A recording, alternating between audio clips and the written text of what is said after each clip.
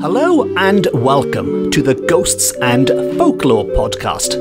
I'm Mark Rees, and on each episode, I investigate a different, weird, and wonderful subject. And on this episode, we are going to get cosmic. We are going to explore the Welsh folklore of the heavens above, the stars in the night sky, where tales of good versus evil can be found, tales of witches and giants and heroes and knights, mythology from the Mabinogion and King Arthur. It's all up there in the constellations above, if you know where to look. Which is quite a big subject to squeeze into this podcast, so that's enough build-up. Let's dive straight in. And to begin at the beginning, which in this case is folklore recorded in the early 1900s, when it was written down that signs and symbols of earthly beings are mingled in the folklore of Wales with the stars, and the names of many distinguished heroes, heroines, and giants are to be found connected with the silent and pathless heavens. So right at the start, we are being told that the names of many great people in Welsh history, in mythology, in folklore, be they fictional or otherwise, can be found in the heavens, in the stars, in the celestial bodies above. When you look up at the night sky and see something sparkling, it has probably been named after a great Welsh hero or figure. For example, the Milky Way is known to the Welsh as Caer Gwydion, C-A-E-R, Gwydion, G-W-Y-D-I-O-N,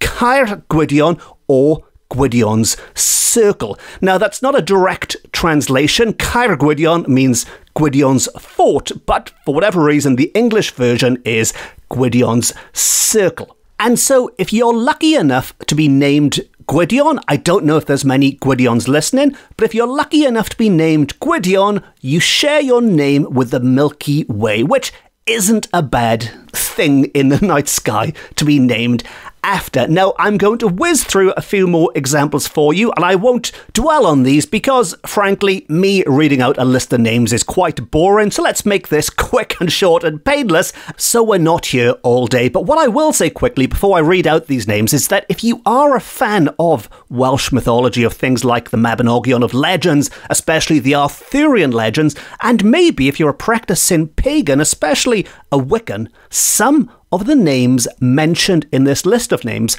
might be familiar. They might make your ears prick up when you hear them, so listen carefully as we fly through the names. And so, the Northern Crown, a small constellation, maybe better known as Corona Borealis today, but the Northern Crown is known as the Circle of Arianrhod. And straight away, we've got a character from the Mabinogion popping up. The Lyre is Arthur's harp, and in all of these examples we can assume that Arthur is King Arthur. The lyre is Arthur's harp. The great bear in the sky is known as Arthur's ploughtail. Orion is Arthur's yard, so Orion, the constellation, is not named after that Greek chap, rather it's named after good old King Arthur, or Arthur the warrior, or whatever we assume Arthur to be. But Orion is Arthur's yard, and Pleiades is the group of Theodosius, and Cassiopeia's chair is the circle of Don. Don, an important name which I have mentioned before on the podcast, and which I will mention again later on. The ecliptic is the circle of Siddi, and the twins is the large horned oxen. And so ends that list of names of things to look out for in the starry sky. But if you enjoyed that as much as I enjoyed trying to pronounce some of those words, then I've got some good news, because we also have some lesser objects to run through very, very, very quickly. And I'm going to do this in less than a minute in the style of a Gilbert and Sullivan patter song. It'll just be one long tongue twister. And so these are the lesser objects Welsh folklore tells us to look out for in the night sky. And deep breath. The smaller plough handle, the great ship, the bald ship, the triangle, the grove of Blood Enwedd, which I think might be Blodaiwedd, the chair of Tyrnon, the chair of Eiddionydd, the conjunction of 100 circles, the camp of Elmer, the soldier's bow, the hill of Dinan, the eagle's nest, Blythed's lever, the wind's wing, the Trefoil, the cauldron of Ceridwen, a very important name, Ceridwen, she will also crop up again later, the bend of Ivy, the great limb, the small limb, the great plain, the white fork, the woodland boar, the mussel, the hawk, the horse of Llyr, Elvin's chair, and Olwen's hall. And that, you'll be glad to know, is the last list of names on this episode, and there will be a test at the end to make sure you were paying close attention there. But moving on to taking a closer look at some of these constellations that have been mentioned and the folklore connected to them. And the Milky Way, we are told, to give it its English name, the Milky Way was supposed to be peopled by the souls of heroes, kings, princes, and all the just and honourable persons who thronged to the circle of Gwydion. And the brighter the stars in this part of the heavens, the more exalted the character whose soul had entered the charmed circle. Which is a very romantic idea that back in the day, back before light pollution came along, when you could look up at the night skies and each star that you saw represented the soul of an exalted person, and the brighter the star, the more exalted the soul. It was like their soul was powering the star, or maybe they are powering the stars when you look up. And the name Gwydion has popped up a few times already so far on this episode. And if you are wondering, well, who the heck is Gwydion to have the Milky Way named after them? Well, folklore tells us that Gwydion of the Milky Way has been identified with Hermes, and we are back to the Greek names again there. That's the Olympic herald of the gods, not the delivery service people. But Gwydion has been identified with Hermes, and yet he appears similar in many respects to Wodan of Norse fame, and that's Wodan spelt with a D, Wodan of Norse fame, who is also known as Odin, which of course does have a tenuous Welsh link there, because in the Marvel universe, on the screen at least, Odin is played by Sir Anthony Hopkins from my hometown of Port Talbot. But he's also known as Wodan, and being the man of many names, that is also spelled Wotan, Wotan, the Germanic chief god. And as regular listeners will know, I am indeed a big opera fan, and Wotan is the main man when it comes to Germanic gods, and is the main man in Richard Wagner's Ring cycle of operas. But never mind the opera, getting back to Gwydion. And as we've seen, Gwydion is seen as the Welsh equivalent of Hermes, as well as sharing some similarities with Wodan or Odin or Wotan or whatever you want to call him. And he was also the son of Don. Now, this is more important from a Welsh point of view, the son of Don. And Don is a name I've mentioned before many episodes ago. And Don is interesting because Don is the Welsh word for wave. And in the Mabinogion, that hugely important collection of British prose tales, in the Mabinogion, Gwydion's sister is Arianrhod, who also has a celestial circle named after her, which you will already know because she was in that list of names, that never-ending list of names earlier, and I'm sure you're paying close attention to it. And she magically gives birth to 2 sons, the second of which is called Dylan Isle Don. And why, I can hear you asking, is this important? Well, in the early 20th century, in the city of Swansea, back when it was Swansea Town, a teacher called David John Thomas is believed to have watched an opera based on the tales of the Mabinogion. He watched it in the year 1914. Now, 1914 is the same year that his wife, Florence Hannah Thomas, gave birth to their first son on the 27th of October, and he named the child after a character in that opera, after a character in that Mabinogion opera. And his child, his son, became the first known person, the first known real person, the first baby in the real world to be named after this particular character in the Mabinogion, and his name was Dylan Thomas. The poet Dylan Thomas, who did not go gentle into that good night, and everyone since named Dylan is thought to have derived their name from this boy born in Swansea in 1914, whose name was inspired by tales in the Mabinogion, which takes us all the way back to Gwydion in the Milky Way. And so that was a very long-winded way of saying, yes, these names are important, because while they might be folklore, while it might be based on myths and legends, and while it might be very old news, nevertheless, there are people being born today, not just in Wales, around the world, using these names, which, according to folklore at least,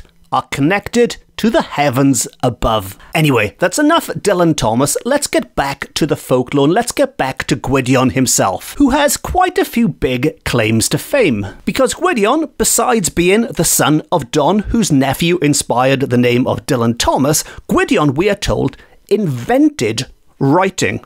Again, quite appropriate when we're looking at someone like Dylan Thomas, who is arguably the most famous writer to ever come out of Wales. But Gwydion invented writing, and on top of that, he practiced magical arts as a renowned magician or wizard, and was the builder of the rainbow. Again, that's quite a big claim to fame. He was the builder of the rainbow. His caer or fort, C-A-E-R again, caer or fort, was by his magical power transported from earth to heaven, and the great pathway leading to and from it is known to the English as the Milky Way. So the Milky Way isn't his fort, rather it is the pathway to his fort, and he built a rainbow. He invented the rainbow to lead the way there, which I imagine in my mind is a bit like Rainbow Road in Mario Kart, the computer game, but with less Italian plumbers and bananas about the place. It's much more celestial and very, very Wagner again, actually, but I won't go down the opera route. And Gwydion, we are told, also has his own gang of gods, as it were, his own posse of gods. And to quote Gwydion, the most intellectual of the Welsh heroes is described as being able, by means of his magic wand or rod, to be always surrounded by a glorious host whose deeds of chivalry and daring entitle them to places in the great caer, the great fort of the heavens. So that pretty much ties everything up nice and neatly, really. What I was saying earlier about the brighter the star, the greater the hero, and it's telling us that Gwydion is always surrounded by these great exalted people, and so when you look up, you can see that that is Gwydion's gang of gods and important people up there. Now, turning our attention to King Arthur, or more specifically, Arthur's plough tale, as mentioned earlier. And folklore tells us that a farmer living in the Vale of Glamorgan, and this is back in the early 1900s, a farmer living in the Vale of Glamorgan said his grandfather always declared that when the tail of the plough was low down, bread would be cheap, but when the tail was high, bread would be dear. So, if you keep a close eye on the skies, you could save yourself a few pounds, or dollars, or euros, or whatever currency you use in whatever part of the world you are tuning in from. But it just goes to show that for all the exalted reasons for these stars in the sky, these souls, these heroes burning brightly, they can, more importantly, help us get some cheap groceries. Now, moving on to another mighty character who hasn't got a constellation named after them, but has very strong connections with the sun. Not a bad object in the sky to be connected with, arguably the best object in our solar system, at least anyway. But, to quote, in the mythology of Wales, he Gadarn, and that's he, H-U, Gadarn is G-A-D-A-R-N, or he the mighty in English, who, to quote, the primitive leader, hero and lawgiver of the ancient Britons, was deified when earthly honours were exhausted. So when people had exhausted, they'd run out of ways of praising him on earth, they had to look upwards to find other ways to praise him. And he is described as inhabiting the sun. And his symbols were a wren with outspread wings and an ox.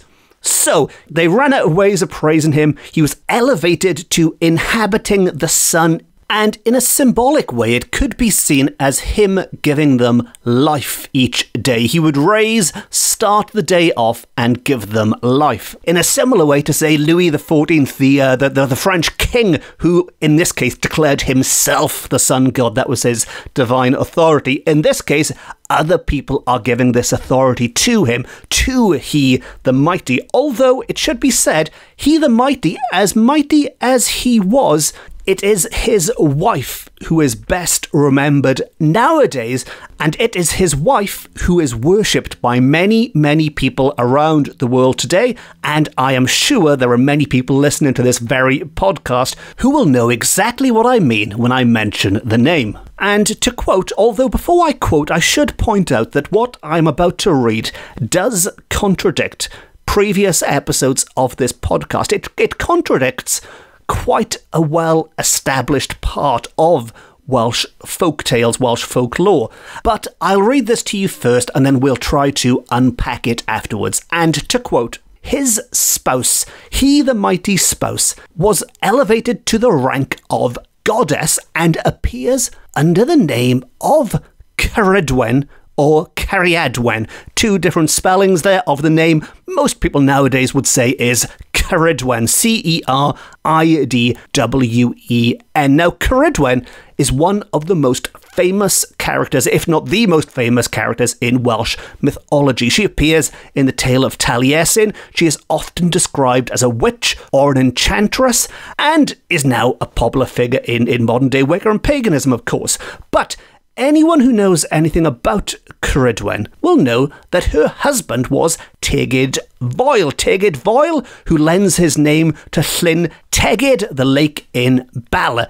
Are they all just the same people with different names, or is there more than one version of these people out there? What's going on? Well, I hate to do this, I haven't had to do it for a while, but trying to unpack Ceridwen's entire origin is much bigger than the scope of this one episode, so it's something I will try to return to sooner rather than later. But for the purposes of this episode, Ceridwen is married to he the mighty and has been elevated to goddess status. And to return to the quote, her symbols, I mentioned he's symbols earlier, her symbols were a boat and a cow. And while her husband received the homage due to the sun, Ceridwen received that due to the moon.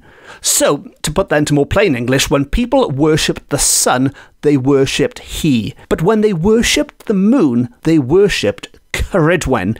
If things weren't confusing enough already, they're about to get more confusing because there are even more divine beings up there in the sky. And to continue, the subordinate deities were the three bull demons of Britain, which I think would make a great name for a band, the three bull demons of Britain. But the three bull demons of Britain, these deities up in the sky, their names were Ellill Gwiadawl, or the Demon of the Whirling Stream, which, to be honest, is another great name for a band, isn't it? The first was known as the Demon of the Whirling Stream. Then there was Llyr Marini, or the Demon of the Flowing Sea, and the Ellill Gwrthmwl Wledig, or the Demon of the Earth. And long-term listeners with very good memories, better memories than mine, because I've forgotten exactly when and where I spoke about these things, but long-term listeners might notice that some of the words used there, some of the Welsh language words that were translated, have cropped up before. Words like Ellill, which we think of, or I discuss now, as the Welsh word for elf, for the elves, but many of these words have become interchangeable with other supernatural creatures over time, and in this case, Ellill is being used for demons, which, let's be honest, are far more scarier than elves. But back to the sun and the moon and all of that. And we are told that the sun was personified under various names. He was, and notice how the sun is referred to in the masculine here, but he was Arthur the Controller. And I don't think I need to explain the importance of Arthur here, some bloke who became a king or something. But the sun was personified under various names, one of which was Arthur the Controller. Also, Taliesin, the light giver. Taliesin, the great Welsh poet who had a big fight with Ceridwen the Witch, as she is in that tale. She is, of course, a goddess in this episode. Let's not open that can of worms again. And then there's Merddin, the hero of the sea. Morgan, when risen from the sea barge of Ceridwen.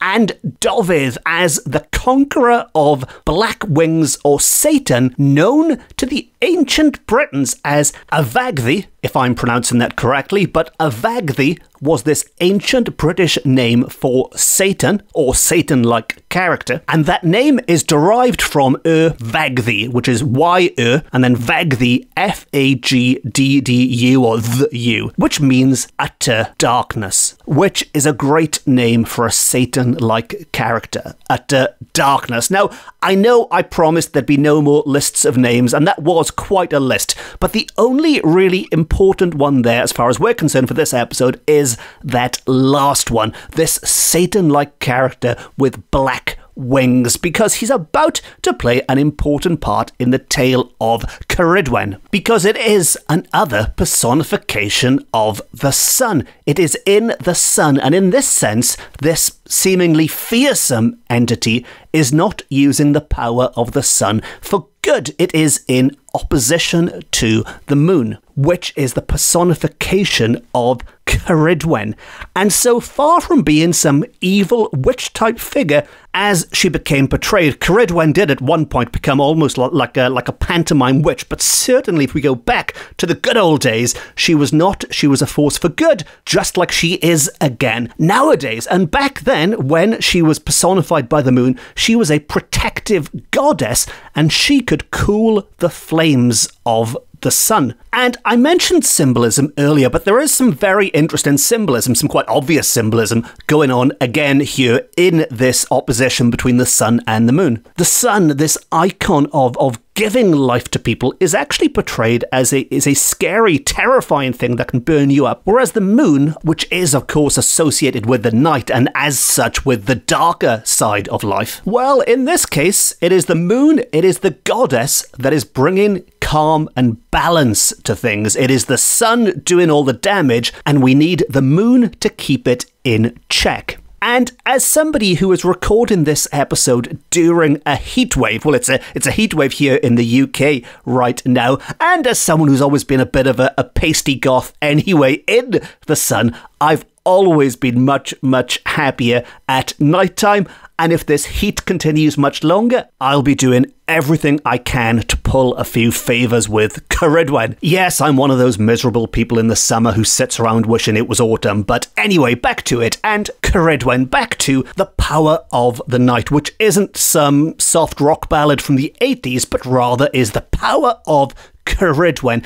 And Ceridwen also has a barge, which I've mentioned throughout this episode in these lists of names. But to quote, the barge of Ceridwen, barge B-A-R-G-E, as in boat barge, the barge of Ceridwen is known as the Llong Focal, Llong, L-L-O-N-G, Llong Focal, F-O-C-L, which is a mock ship, and the crescent moon was regarded as its emblem in the sky. Again, going back to iconography and symbolism, I don't think it takes too much imagination to see how that crescent moon can appear as the hull of a ship. And in Welsh, the crescent moon is called Llun, L-L-U-N, Llun. And to quote, Monday, the first day of the week, Monday, or the second day of the week after Sunday, but first working day of the week, you know what I mean, Monday, the day Monday. Monday derives its name from Moon Day. Moon Day, and in the Welsh language, Monday is Dydd Llun. Now, Dydd simply means day,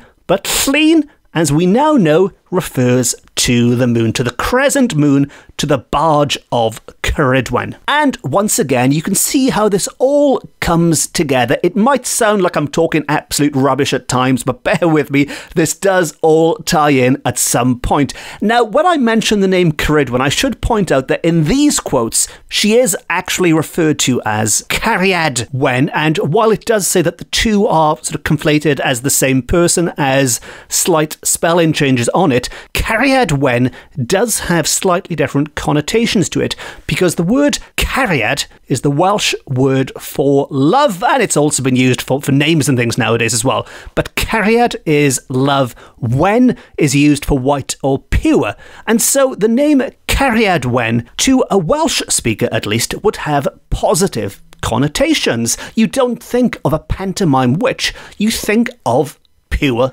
love, as the name suggests. But to return to the quote, and Ceridwen, the queen of the heavens, is supposed to protect the sacred barge or boat from the fury of the Black Wings. So, when the Black Wings, or Satan, or whatever you want to call this thing in the sun, tries to burn the moon, which is the barge of Ceridwen. I hope you're all following this. There'll be a test on this as well at the end.